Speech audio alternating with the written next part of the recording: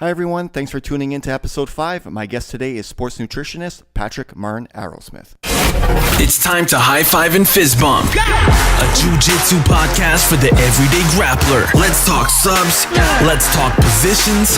Let's talk dominating the mats. Welcome to the Let's Talk Jiu-Jitsu podcast with Raymond Terrence.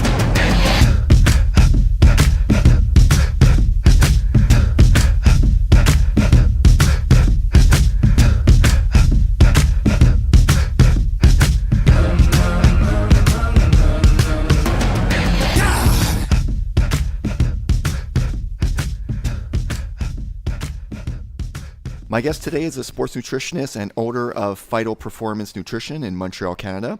And it just so happens that he also does jiu-jitsu, so it works out perfectly. Patrick, let's talk jiu-jitsu. Yeah, man. So I've been doing jiu-jitsu for over a year now. It's been since last August 2017. It was kind of interesting how I got into it. I had a buddy at work, Dom. He was doing it with us for a while. I don't know if you met him, but he stopped. But his son still does it in the... And he got his son into it, and he's like, man, this sport's sick. We worked together at the hospital overnight as respiratory therapists, and he'd be watching jiu-jitsu videos all the time, and he was watching, like, he's like, you got to see this guy, Cascow, and he was, like, showing me YouTube videos, and I'm like, man, this sport looks weird. Like, I'm not sure. Like, they're not really doing much. He's like, no, you got to come check it out. He's like, you'll get a free week. I talked to the owner. I was like, all right. And then so we both did our free weeks together. We went in, first day together. And then he just basically like flattened me out because he was like, he's 300 pounds. And he just like crushed me with his chest. And I was like, what the heck is this? And then I got mad. And then second round, I didn't let him do that. And then we just, went through all the different people. We did the warm up, but then we went through all the different people. And I remember who did my warm up was... he left now. He went to Ontario. Claudio. Yeah, exactly. And Strong purple belt. Yeah, so he gave us a great initial sesh before we killed each other. And then he ended up coming to see me for nutrition at some point. So it was kind of cool. He was my introduction, and then he also came and did quite a bit with me nutritionally. So yeah, since then I've been going maybe twice a week on average. Still a white belt to this date, but I've learned a lot. Like I've come a long way in a year from just getting killed and smushed all the time to being able to that's good though. Some lower white belts, Yeah, that's good. So maybe just tell us a little bit about your background. I've been talking about having you on the show because of your day-to-day business, being a sports nutritionist and helping people with meal plans and this and that, and your business and your center that you have going on. So maybe tell us a little bit about your schooling and how you started this business in Montreal. Right. So I have a bit of schooling behind me. I did I started with, when I was like 19, I went and I did respiratory therapy. So that gave me my first it was like a 3-year college program. And then started working at the Jewish General as a respiratory therapist since then. So that gave me my first into physiology. Then I was like, you know what, I've always wanted to, I was interested in health and like fitness and sports. Like I played sports my whole life. So then I was like, okay, I'm going to go back and do my sciences at John Abbott, get my 2 years, do all the physics, chemistry, calculus, all that stuff. And then I was like, okay, I could go into physiotherapy, athletic therapy, kinesiology, or nutrition. And then I was like, oh, McGill has a sports nutrition program at St. Anne de Bellevue. So I was in Vaudreuil. I'm like, that's it. And I figured it out while I was studying, doing my 2 years at Abbott. Boom, finished that up. I couldn't get into nutrition right away, so I had to do a semester of whatever classes because I didn't have a high enough whatever score or whatever they call it.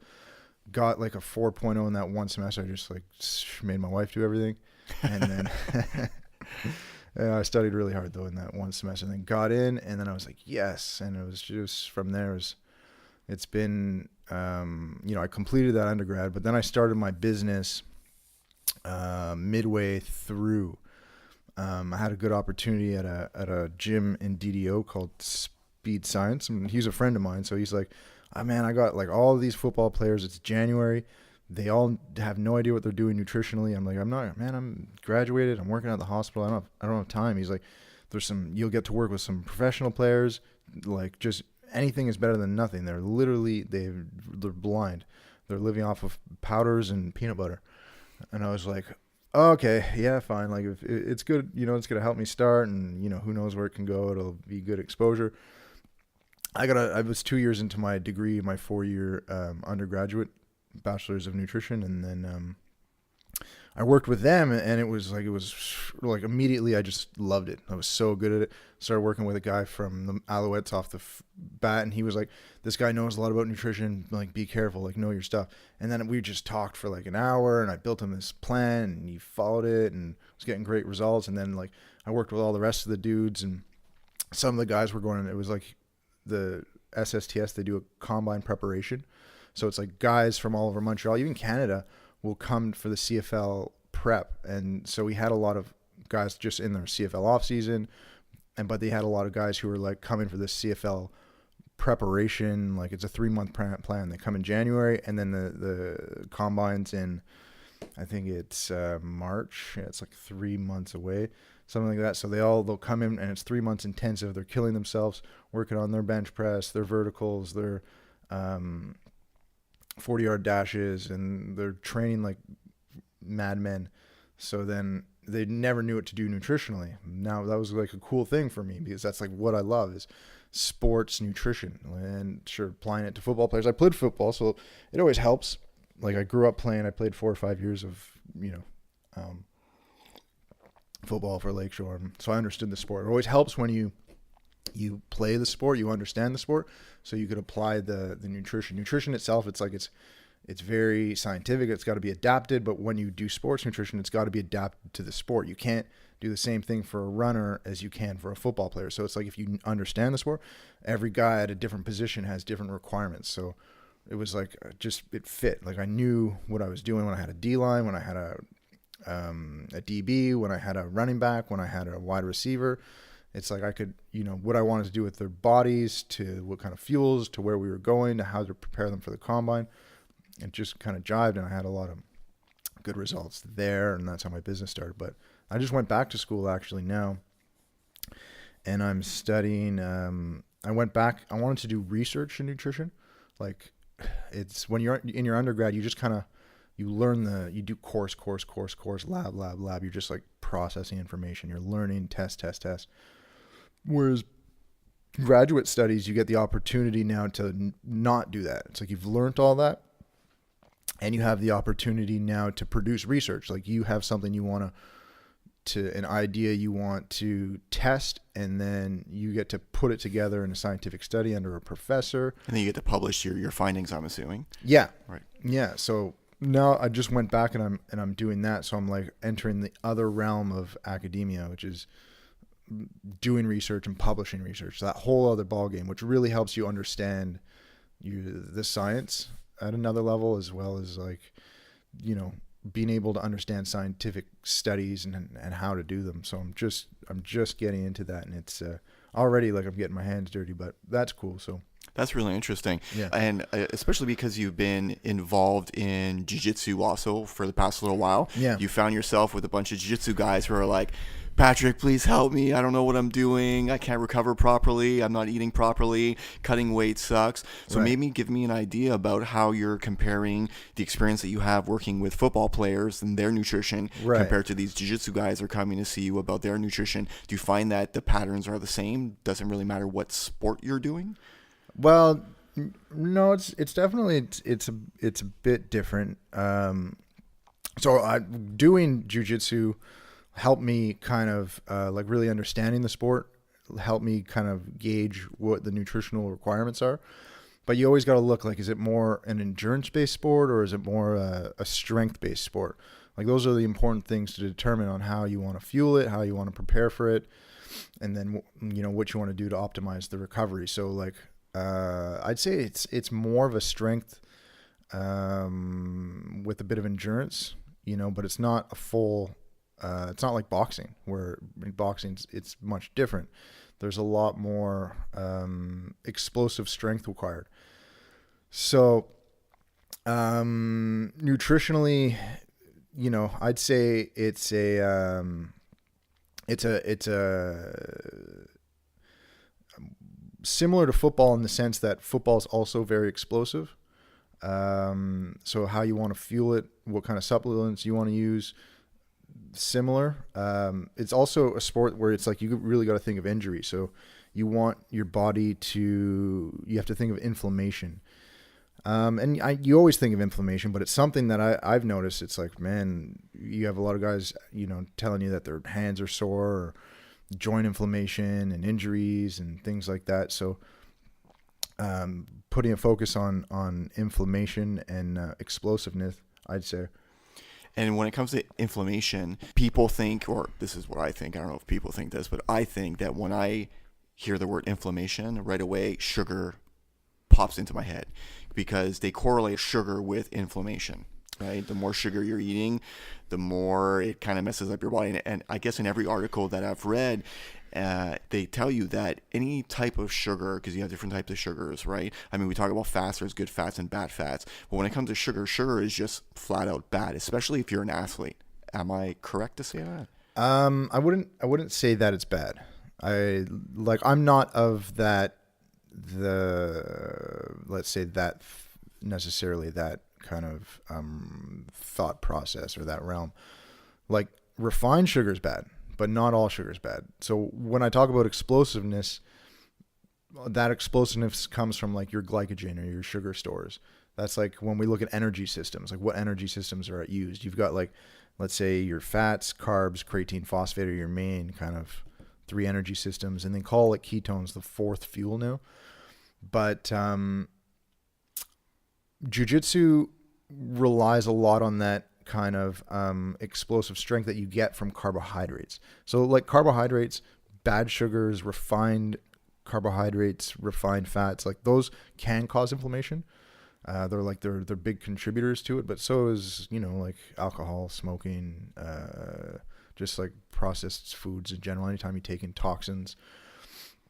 But I wouldn't say sugars or carbs are bad. I'd say that for peak performance in this sport, as with many sports, like, carbohydrates are essential, but you have good kinds of carbohydrates, right? You have sweet potatoes, you've got quinoa, you've got good breads. There's good breads, there's bad breads, and some people are intolerant to even good breads, and then we don't put them there because those breads are inflammatory to those people. Potatoes with the skins, like these are all kind of like, whole grain pastas. These things are useful fuels to an athlete, to a hockey player. I remember when I was in my undergrad, I looked at like what, high level hockey players, were consuming as their pregame meal, like what were their kind of rituals. So I looked at like, big guys like, Sidney Crosby and Nathan McKinnon, and they all had, I mean, it was pretty generic. It was like, professional players, they'll practice in the morning, then they'll have their lunch. Their lunch is their biggest meal of the day if they have a game at 7 p.m. So they'll have this huge pasta chicken meal. And the only thing that really differed player to player was like the sauce. Some of them liked kind of rosé sauce. Some of them liked just a marinara sauce, whereas other of them whatever. They had sauce differences, but they all ate chicken and pasta at noon and then took a nap. So that was their biggest meal before their game at 7, and then they'd wake up and have a little snack. But those carbs are what allow them to perform, an hour hockey game, which is also a sport that's very, very explosive and has those like carbolytic requirements. So carbs aren't necessarily bad. You could take them out of the diet completely to get very strong anti-inflammatory effects if you go into a ketogenic diet. But people make the mistake. They think the ketogenic diet has anti-inflammatory benefits because you remove carbs. It's not because you remove carbs. It's because the body produces ketones, which what I'm studying right now, I'm actually studying like ketones. And they have very strong anti-inflammatory effects themselves. So the body produces those. So break down fats, and your fats get in the liver converted into these ketone bodies. Those things, they're very interesting. There's a lot of science being done on them because they act as a fuel, like the 4th fuel, as I had mentioned, carbs, fats, proteins. But then ketones act as the 4th fuel, but that fuel also acts as a signaling molecules, and like one, it regulates this inflammatory pathway called the NLRP3 inflammasome. And there's a good study on identifying that and showing that's one of the main anti-inflammatory pathways that it can modulate, it can shut down. And that pathway has been shown to be responsible for certain like lung inflammation, skin inflammation, gut inflammation. So it's a big pathway, and now we're seeing that the ketones are what can help modulate it. And I've seen it myself. I've seen people come into my clinic with like really bad psoriasis on their face. Like this lady's eyes were like almost glued shut because her psoriasis was so bad. And then like I had known something called the paleo autoimmune diet. And essentially it's a ketogenic diet where you eliminate basically all sugars, refined foods, and you're only left with salad and nuts essentially, and meat. And then we put her on that, and then it worked. And it worked when I would put people with like other inflammatory issues on that diet. But why does it work? No one knew. Like nobody really knows. Like still the scientific community is making the connection. But now that I'm studying ketones and I'm doing my research on them, I'm like, oh, this autoimmune protocol works because the body produces ketones, and then these ketones stop this NLRP3 inflammasome. Like it's this pathway that can be very aggressive in the body, and then it's can help reduce like things that whatever it activates and causes. So I'm pretty sure that the ketogenic diet's anti-inflammatory benefits come from the production of ketones, but not the removal of sugar. So like I know a lot of healthy people who I work with a lot of athletes or people in general, CrossFitters, you know, very active, healthy individuals who perform at very high rates, and they eat a lot of healthy carbs as a part of like a whole food plant-based diet. They don't drink a lot. They don't eat a lot of, refined foods, inflammatory foods. They just do everything in the right way and then within the right proportions. So portion control is obviously super important. We spoke a little bit about, going to a keto diet, and I had explained to somebody, I was having this conversation yesterday about how diets can work, but diets are very specific to certain people. So if you take one diet, it's not going to work for the masses, right? There's not one magical solution for everybody. So if someone comes in to see you, they say, I do jiu-jitsu 3 times a week. I have a full-time job and I'm having a hard time, getting my meals in. I don't know what to eat. You offer obviously some type of meal service, right? So you do a meal prep for them. So you tell them, hey, you should eat this type of food at this type of day. How do you go through that whole analyzing what someone should eat at what point during the day based on what type of exercise they do? Yeah. Well, you're right. It's very individualized. Like it's like you got to look at this jiu-jitsu practitioner. Are they someone who's competitive? Like wants to do competition? How often do they do jiu-jitsu? Like, Will and Gab, I was working with them. Like they've been on this show. Episode 3, right? Yeah. And that was a bit different because both of them do a lot of competition. So I did something, a little bit more, it was pretty structured and pretty controlled. And then we did weight management. So it was like I was telling them what to eat in exactly what proportions at what times. And then we did a ketogenic diet because they're going to be doing competitions. And doing a ketogenic diet, it's like you get used to very low carbohydrates, which helps you prepare for competitions when you have to reduce carbs before competition to drop water weight. So it's like if you train in a ketogenic diet for months, well, every time you go to a competition and have to drop carbs for a week, you're not going to suffer because you've trained in that state for months at a time. So it's like you call it what's called fat adapt. And then you get better and better and better at performing and training in that state. So even if you are cutting so much weight and so much water that you have to stay ketogenic, you don't have the ability to put carbs back in and then get that fuel source back. If you have to perform in the ketogenic state because you want to play at that weight category, well, you can, and it's not your performance is not going to suffer. You're probably a better performer with carbs in the system, but at least you can perform in a carb depleted state. So we did that, but for the average person, it's like find a way, if we're looking at weight loss, well, we'll probably start off with something like, if you've heard of intermittent fasting, I like to do that for busy working people. People who are, they work a job, they have a family, and they do jiu-jitsu 2 to 3 times a week. Well, they don't have it. It's harder for them to follow a very heavily structured diet. Like Will, all he has to do is kind of like do jiu-jitsu and then work at the jiu-jitsu place. So when I put him on a diet, it's like he followed it to a T. And I said, you're going to lose 2 pounds per week. It was like exactly 2. And then I look at his logs and he's like, everything's calculated, and he nailed it because he has the time. That's for a guy who just does jiu-jitsu, basically. I mean, his Right. life is jiu-jitsu. I mean, he teaches, he trains almost every single day. If you take me as an example, I have a daytime job. I have a 9 to 5. I have to do jiu-jitsu a few times a week in the evening. I try to put in, about 4 or 5 classes a week, but I still have a daytime job that makes me run around everywhere. I have zero time to keep a log for anything. And I have to say that I've tried it in the past, but my 9 to 5 is, yes, I'm running around, I'm looking at my phone, I'm checking emails, I'm responding to clients, and then I get home and it's like I have things to do at home, and then my only time away, that's kind of my time, is when I go to jiu-jitsu. So I think a lot of people that train jiu-jitsu, that do it as a hobby, obviously it's something that they're very passionate about, but someone who only does it a couple times a week, like you said, might have a hard time keeping all these logs.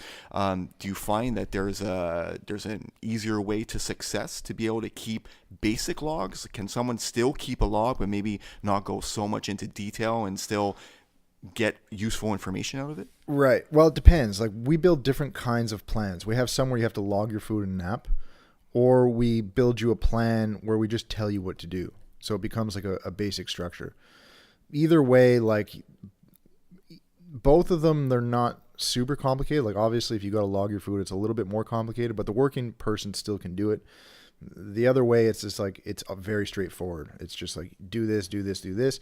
You'll feel better. You'll perform more. You'll know what to drink, how to do it. But to do nutrition, it's effort. Whether you have a plan that's all laid out for you, or whether you got to log it and do a little bit more work for yourself, like, it's still effort to follow the plan, to meal prep, to do all these things.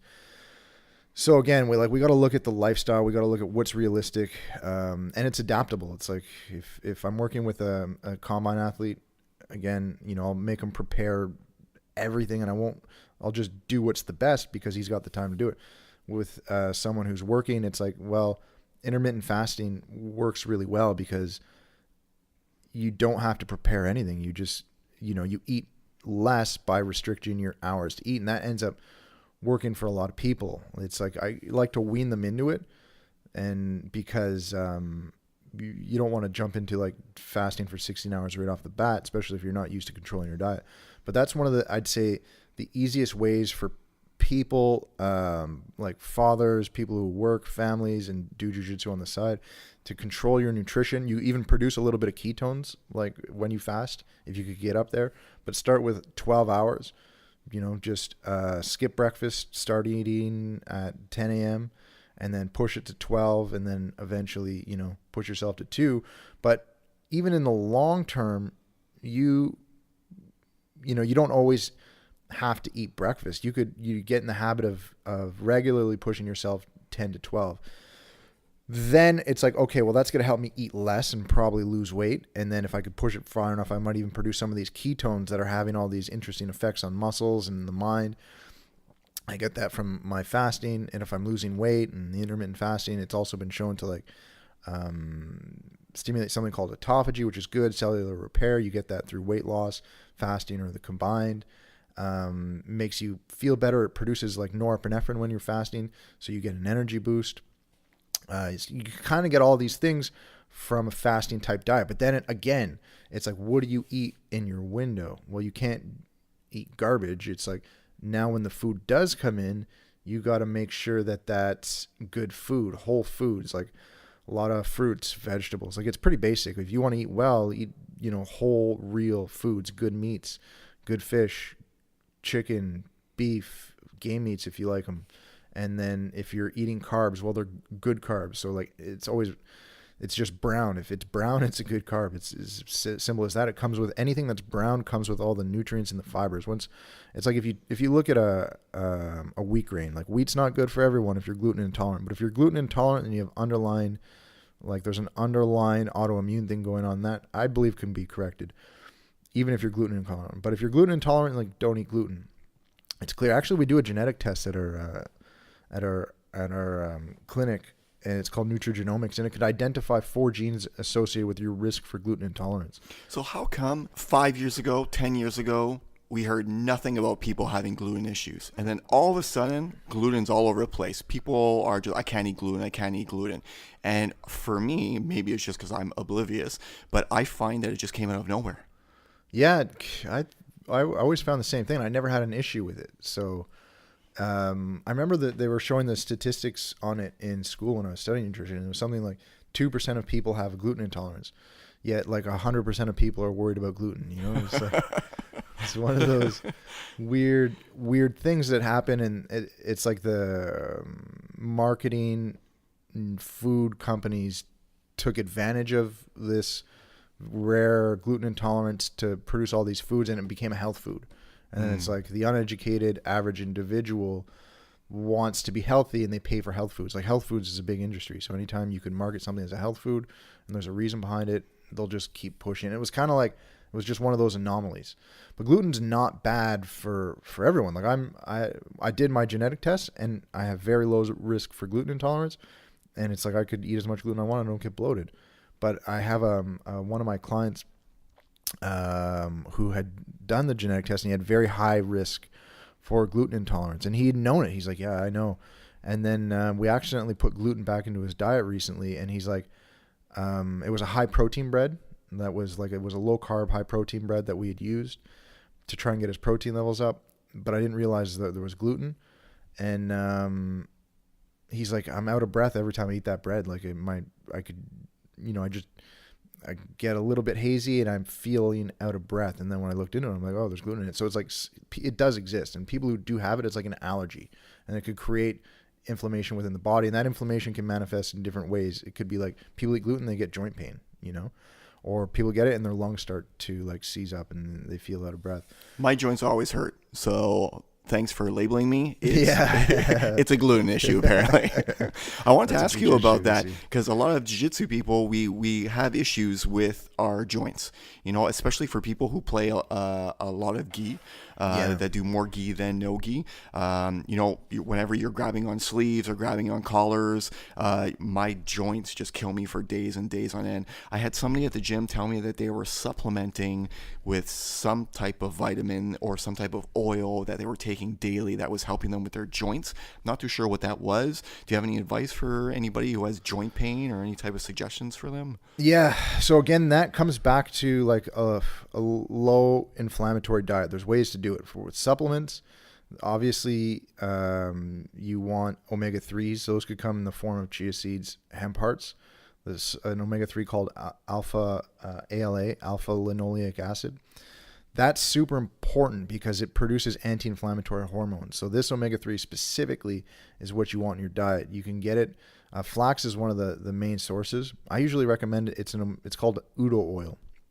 I've heard of that. Yeah, it's a great oil because it's the guy studied nutrition. He had a PhD in nutrition, and then he wanted to create. He looked at all the fish oils on the market, and these oils, these very sensitive omega-3 oils, it's like when you go through oil processing, there's 4 steps. It's called like winterization, heat extraction, bleaching, and there's one deodorization or something like that. When you process any oil, it does that, whether it's, as long as it's not an extra virgin, but most oils that you see on the shelves, like canola oils or fish oils that you would buy, they go through this and it degrades the oils, and especially omega-3s. They're so sensitive. They're very long, sensitive fatty acids that the minute they're exposed to oxygen or light, they begin to break down. The quality goes down. So this guy, Martin-Arrowsmith, he realized that, and he's like, we're not getting enough omega-3 in our diet. And if you don't get enough omega-3, and specifically ALA, that creates inflammation in the body, it can create joint inflammation. So getting enough of this specific omega-3 is probably going to be one of the number one things to help you reduce joint inflammation and improve recovery. But you can get it through chia seeds, hemp hearts, and flax. The Udo oil, I like it because it uses flax oil and it extracts the oil from the flax and evening primrose and a couple of others in a way where they don't use heat, oxygen, light. Like he created a manufacturing facility specifically to extract fats from all these organic seeds in a way that it protects the quality of the oil. So you get this beautiful product, and even, he goes to the length of detail where he puts it in a box so the light can't penetrate it. And then even when you open it, it's in a brown kind of amber container to protect it again, and it's airtight sealed. And then you open it and you keep it in the fridge. So I add that into a smoothie. You could kind of teaspoon it per day, but I'd say that's probably for jiu-jitsu guys. Udo oil, you get it with the DHA. The DHA is another kind of omega-3, which is good for your nervous system, specifically like your myelin sheath around your nerves, like Alzheimer's, Parkinson's associated with low levels of this specific fat, DHA. You get it from fish, but you could get the Udo oil with this added DHA in it. It's what I recommend. It's about $30 for a bottle, but it's a really high quality product, and it'll last you a couple of months if you take it a teaspoon a day. So well worth it. Half teaspoon. As well, throw in chia seeds, hemp hearts, and flax to things, or do that instead of getting the oil. But I like the oil personally. So that that's a useful supplement. And then eating a whole, reducing refined sugars, refined oils, and eating a lot of antioxidants. It's like a high food antioxidant diet's one of your number one ways to protect your health, get your nutrients, but also reduce inflammation. So it's like, find ways to get quality fruits and veggies in, like a good spinach salad, throw in carrots and peppers and some strawberries with some olive oil and balsamic. Pumpkin seeds are great. Put in feta if you like cheese, and some chicken or salmon. You could get in like a healthy salad like that per day. Don't overdo it on the oils and the cheese if you're trying to watch your weight. But something like that provides a lot of nutrients and antioxidants. Like, there's vitamins, minerals, you have your macros, fats, carbs, proteins, and you have antioxidants. They're unique compounds. But if you have a net influx of antioxidants in your diet in relation to the amount of oxidants you produce, that overall has benefits to your health, and benefits to reducing inflammation in your joints, in your arteries, and even your brain. Did you find that nutrition has any type of effect on people that are rolling all the time and they're like, I have another guy's sweat in my eyeball and it's up in my mouth, it's super unpleasant? I know we get a lot of bacteria, right? And a lot of people say, hey, if you're sick and you have a cold, I don't want to see you on the mats because you're going to get everyone sick and everyone have a cold. So I'm assuming that eating well and keeping a super healthy diet will probably increase your immune system and will kind of help your overall health to kind of avoid all that bacteria that everyone's falling into or running into on the mats, I'm assuming, right? Yeah, food definitely plays a role of keeping your immune system healthy, especially protein. Like your immune system is made out of protein, so getting enough protein deficiency is one of the ways where you can suppress your immune system. So getting quality protein in throughout the diet, throughout the day at a level that's good for you, depending on your sport. If you lift weights, you need more protein. If you roll jiu-jitsu, you don't need too much more, but you do need some, and you want to make sure that level's adequate. But the biggest thing for your immune system is sleep. Like, if the easiest way to suppress your immune system is not get enough sleep. Like, that's the number one factor when it comes to immunity and keeping that immune system up. So for me, that's always like 7 hours. 7, yeah. 7's the minimum, they say. Anything below 7, then you start to get negative effects, whether it's on your immune system or just like cognitive. You're just cranky. Yeah. If I get less than 7 hours, I'm just super cranky. I need to get at least 7 in. Yeah. So, what about supplementation? You spoke a little bit about it. So are you someone who will suggest, like a multivitamin, to take daily doses of vitamin C, to do BCAAs after a workout? Is this something that you encourage with your clients? It depends. Like it's sport specific again. So like I'll recommend a variety of different supplements depending on the sport and like how serious the individual is for the sport. So like from sport supplements, you've got creatine to beta alanine to citrulline malate to betaine to whey proteins to BCAAs to gainers to like. It never ends, technically. Yeah. I mean, if you go into a supplement store, there's thousands of bottles with thousands of names, and you don't know what's what, and you're just praying that the guy working there actually knows what he's talking about. Yeah, exactly. Some things are useful when it comes to jiu-jitsu. I'd say creatine's probably the most useful supplement for performance And recovery, right? It can helps, yeah. It can help with recovery. So what creatine does is it's naturally produced within your body. We store it within our brain. And you get it in meat, if I'm not mistaken, right? Yeah, It's found in meat and cranberries. But it makes sense, like because we store it in our muscles, so any other animal would too.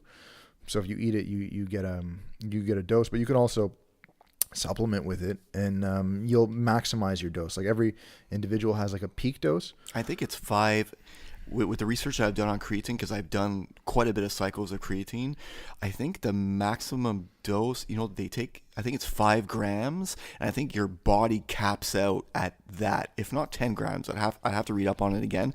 But yeah, it's somewhere around there. It's somewhere around there, I think, right? Like even if you gave yourself, you took 4 scoops of 5 grams a day, your body can't maintain it anyways, right? I think it just flushes it out. Yeah, there's like a peak concentration. It might take you a couple of days to reach your peak concentration, and then you want to keep at that peak. And then at that peak is like where you'll get the peak performance benefits. There's also like interesting cognitive benefits that have been shown for memory and for recovery. But the main benefit for jiu-jitsu is for it's like your main explosive fuel. So when you look at your main fuel sources, you got creatine phosphate, and you get your creatine phosphate's a fuel source whether you eat creatine or not. Your body produces it, glucose, and then fats and ketones. But creatine phosphate is like when you run a 40-yard dash, 3 to 7 seconds they say of your 40-yard dash is going to be purely fueled by creatine phosphate. Creatine phosphate is like your rocket fuel. It's like what your body uses when you do like an explosive movement. So if you have a low dose or a low store of creatine phosphate, you'll run out of that rocket fuel after that NOS after about say 2 to 3 seconds. Whereas if you have a high store, you'll be able to run your full 40 in that NOS zone. And that's what you want. So for jiu-jitsu, it's like you're constantly going between like calculating a move or defending a move to now you got to explode and execute or get out. So it's like you're using a lot of that creatine phosphate for the explosiveness, the explosive nature of the sport. That's why I'd say it's pretty useful. And I remember I got Fred on it. I was explaining it to Fred, and he'd kind of like knew, he has a science background in athletic therapy and osteopathy, but he's like, I always heard people taking it, but I never really took it. And I explained it to him, like, he's like, yeah, that makes sense. I think a lot of people, when they hear the word creatine, they think bodybuilders. Right. They think that they're just going to become these giant muscly dudes, but in reality, that's not the case. One thing that I did find, though, about taking pure creatine, right? Because we're talking about pure creatine. I'm not talking about creatine that you're taking in pre-workout, right? So taking pure creatine, I was having issues because I'm an active competitor, and I was gaining too much weight because of all the water retention. Right. So when it was time to cut weight, right? So I would have to cut to 181.5, and with the creatine, I'm walking around at 190. Yeah. And if I wasn't on the creatine, I'd be walking around at 185, 186. Right. So it was really hard when it was time to kind of start prepping my body to cut that weight. It was I had to get off it right away. And I did notice a difference. I would say after a couple days or a week, I noticed my weight start dropping a little bit. Yeah. But I think that's what the issue I ran into the most was having to stop it to be able to make weight, to be able to compete. But I guess someone who who doesn't compete on a regular basis and needs that extra fuel during their rolls or during class, it's a good solution. Right. Well, yeah, that's one of the things. There's different kinds of creatine. Some of them don't store as much fluid within your intestines. I think it was creatine monohydrate that I was taking. So that's like the base form, and it works well. Like they'll all have the same kind of muscular explosive benefits. But if you get like an HCl or another form of creatine that is better absorbed in the gut, you don't get as much water retention in the gut. You just get it within the muscles. So that might help. Again, it's like managing your weight class. Like, where do you want to perform? Is it worth it for you to dehydrate and deplete? Do you have that much more of an advantage with nothing in your system at 181?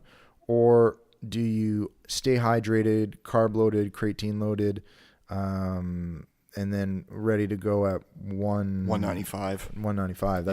That's always the debate. Do you sacrifice everything in there because you're that much better down there? You know, you're confident and that's the thing to do. Or do you load up on anything that's useful, stay carb loaded, fully hydrated, yada, yada, yada. And what would you say? Would you give the same advice to women when it comes to creatine? Or yeah, for anyone, if you want to be competitive and get an edge, it's useful. But you gotta, like, if you want to compete in a tournament, well, you gotta take into consideration the weight retaining effects. If you're close to your weight category, then you could take like a higher quality creatine, and you'll get less water retention in your abdomen, less bloating. Most women hate that anyways, so it's like, you know, they'll probably invest a little bit more for the more expensive creatine, so you don't get that kind of bloating in the stomach. But yeah, it's useful for men and women. The other big thing is probably beta-alanine. I'd say is also useful, and you don't have as much water retention, if any, with that. Isn't there some type of weight loss associated to that? Beta-alanine? Yeah. No. So what it is it's you take it, the body takes it up and it converts it to something called carnosine in the muscle, and it stays within the muscle fluid, the cytosol, and becomes a pH buffer. So when you are exercising and you know, producing hydrogen ions and lactate within the muscle, your pH begins to drop, and that drop of pH is associated with like loss of muscle function. So the more acidic your muscle becomes, the less strength you have. Whereas you naturally have something called carnosine in the muscle, but taking beta-alanine raises your carnosine levels, so you get more of that buffering capacity, allowing you to offset more acidic. Like, you don't get as much degradation of like muscle function as you know, if you're well buffered. So it allows you to kind of like, at that moment where you might have like gassed out or lost strength and lost position, it might help you kind of maintain that strength and push into a more dominant position. You know, so those two things I'd say are probably, like, from sports supplement worlds. BCAAs are not super useful. Maybe if you're doing weight loss, but otherwise, like, there's not much evidence for them being able to really. Not even for recovery? Potentially. Yeah, but it's not super strong evidence.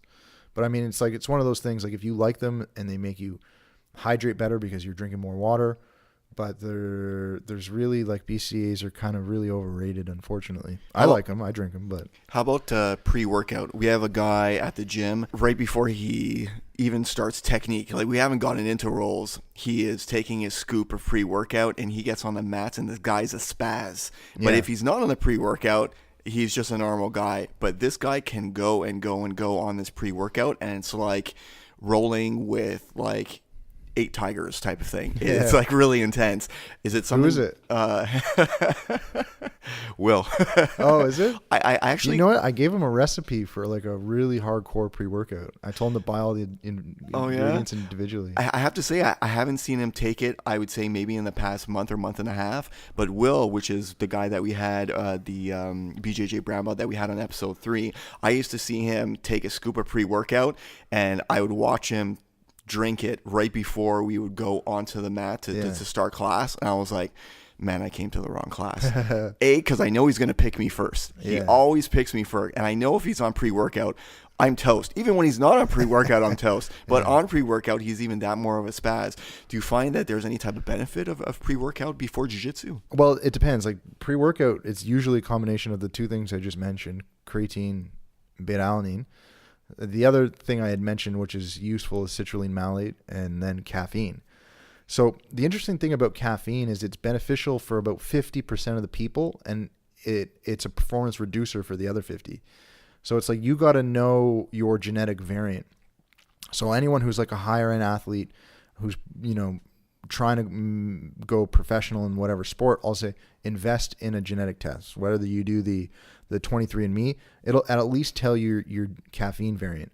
How much does it cost to do a test like that?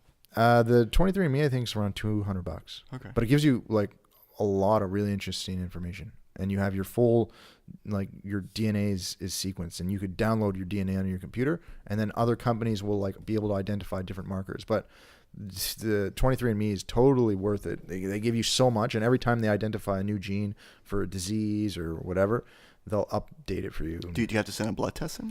No, blood it's sample? sputum. Oh, okay. Yeah, I have one at my clinic that's a little bit more nutrition focused. It's like they've got a little bit more like, it'll tell you your vitamin A requirements and things like that, or your gluten intolerance, yada yada. But it's $100 more, and that's just the cost. Like it doesn't even, like I don't make money on it. It's a $300 test, and it's done at University of Toronto. But 23andMe is great for the average individual. But you do it, and at least to know whether I think it's called the CYP3A1 gene or the CYP1A2, that's your caffeine gene, and are you a fast or slow metabolizer of caffeine? If you're the fast metabolizer, well, caffeine has performance benefits to you. So it actually reduces your pain threshold. So when your body would normally say like stop, you can push yourself a little bit further. So when they do like time trials for people who are like biking as fast as they can, they improve under caffeine. But they always had mixed results with caffeine in scientific study because they never identified the genetic marker. But now that they've identified the genetic marker for fast and slow metabolizers, they're consistently getting positive results with testing. Like, if we put the slow metabolizers in one group and the fast metabolizers in the other, well, the fast metabolizers produce results in performance. But so like caffeine pre-workout is predominantly caffeine with a mix of beta-alanine, creatine, probably citrulline malate. If you, like I'm saying, it's beneficial to you if you have the right gene variant. Otherwise, you're reducing your performance. And the people who are on the slow caffeine metabolizer, they get more anxious. Like they'll make mistakes. They can't think as clearly, and they get their heart is more prone to like arrhythmic beats, like off beats, and then they might feel more out of breath, and they're all, like it discoordinates them almost. I am in exactly that boat. I actually drink decaf coffee, and everyone's like, "Man, Ray's a loser. Like, this guy is decaf," and I'm like, "I need my decaf in the morning because I do enjoy the taste of coffee." Right. The issue is that it was getting me really riled up, and my heart would be like through the roof. I tried pre-workout once, and I was like just at another level. I was bouncing off the walls. It was really bad, and it wasn't like a good thing. I drank a decaf or two every morning. Every now and then I'll have an espresso because my wife's Italian and she loves her coffee. Right. But anything that has to do with regular coffee, my body just cannot handle. But I know I can't handle it, and that's why I drink decaf, just because I like the taste. Well, that's good. That's good that you know yourself. Like some people don't figure it out. They just... But that's you don't have to pay $200 to find that out. Like if you know, you know, but some people don't know. When it comes to hydration for jiu-jitsu, drinking lots of water, everyone keeps telling everyone, drink lots of water. You hear it all the time. Drink, 10 liters of water a day. Do you have any advice when it comes to how much water everyone should be drinking per day? I mean, if you go on Google and you type in your body weight, and it'll tell you exactly how much water you should be drinking based on your age and this and that. Is there like a generic rule for people when it comes to water? There is it's a generic rule. It's like it's 30 mLs per kilo is like a baseline. Okay. So you weigh, let's say 100 kilos, 30 mLs per kilo, that's 3,000 mLs, it's 3 liters. And that's like roughly what you should target. And that's a pretty good, like that's what they use in the hospital a lot of the times, like when they have to calculate fluid requirements for people who are on ventilators and, you know, they're feeding them through tubes. Well, it's, you know, it's one of those. Or the other one they use is how many calories they give them. Well, 1 ml per calorie that they're metabolizing, but 30 mLs per kilo for the average individual. Like just punch that number in. That's your rough estimate. Maybe take 20% off because you get about 20% of your fluid requirements from food. Like, you eat a salad, that's a lot of, you eat a fruit, there's water in there. So it's like, you could take that 30, or I think it's even 35. 30 is taking into consideration fluid from food. So that's an easy way to get a marker. A super important tip, super useful tip for hydration is wake up and drink. Always leave a cup of, if you're a guy, 2 cups. If you're a girl, probably 1 cup of water out on your nightstand or on your kitchen table. Leave it out overnight so it's room temperature. And the first thing you do every day is chug that water. You're not the first person to say that. I don't remember who told me that, and I am in the habit of doing that. I've been doing that for a year. I always, the second I wake up in the morning, before I brush my teeth or I do anything, I drink basically a big chug bottle full of water. And I don't know if it's helping or not, but I do it every day. Yeah, nutrition's always like that. You don't know if it's working, but you just keep doing it. Is there a reason why people should be drinking water the second they wake up in the morning? Yeah, well, the big thing is you wake up every day dehydrated. Like your body goes through a lot of metabolic process throughout the night. And if you notice, the first thing you do when you wake up is you go pee, because your body, to clear that metabolic process, it uses your body's fluid, and then it produces urine, and then you get this like dark yellow pee. So every day, no matter what, even if you don't pee, it's probably because you were already dehydrated and your body's like, it can't sacrifice too much more fluid, but it's like no matter what, you're dehydrated. So it's like you want to, before you go on to that coffee or to that meal, it's like you want to get back up to baseline. Otherwise, you're starting your day at a deficit of maybe half a liter, maybe more, depending. And a lot of people who don't have that habit and they just go right into that first coffee, which could be potentially a diuretic for some people, not for everyone. You know, they go into that first coffee and then they don't drink, and now they're starting to get even more and more dehydrated. Then they have headaches. They're sluggish at noon. They don't know why. They don't feel good. They have fogginess, and, you know, they're trying to think of a variety of things, but it's like, it could be as easy as just keeping your hydration up. And the easiest way to do that is like that simple little trick in the morning of drinking room temperature water. It's easy to drink. It's easy to throw back. Like cold water is hard to drink a lot of it, especially when you just wake up, your teeth are sensitive. So it's like the room temperature goes down smooth. You could chug it easily. It's not painful. So it's like wake up, and then eventually it's like automatic. It's with nutrition, it's always about creating those automatic patterns, like putting your socks on. It's like do it for 21 days and it becomes, you know, almost like a lifestyle. It's just, you got to think about it, but get it ready, get it done, and then you do it and it protects you. It'll never be a reason for you to feel crappy or to not perform well. You got to do it throughout the rest of the day, but once you get that done, it's a big step in the right direction. Like get 500 mLs, and that's, you know, if you're only 2 liters, well, you're a quarter of the way to your hydration requirements and you're not starting the day off dehydrated. What's your take on the pre-made meals? So I'm getting into a phase now where my wife is due in like 48 hours. I wouldn't be surprised if she comes downstairs mid-podcast and says, like, the baby's coming now. Yeah. So we're getting prepared to, you know, have a hard time when it comes to making meals and this and that. So we're looking into being able to get a service where they're delivering pre-made meals to us. Right. So it'll make our life a little easier, at least for the beginning. But I know a lot of people out there are interested in this, and that's why you see more and more businesses opening up pre-made meals, $10 a meal, $13 a meal. It just makes everyone's life a lot easier. There's less meal prep to do. You have guaranteed meals throughout your day. Everything's pretty much done for you. What's your thought process on that? Yeah, I think it's good.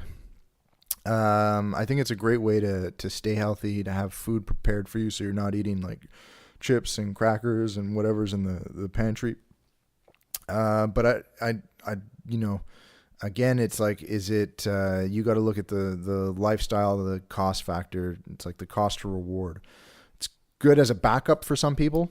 You know, don't do it all the time, because it will, if you're spending, you know, $10-15 on your pre-made meals for 2 people for a month, that, you know, that adds up. That's $40-80 a week, you know, $240 a month.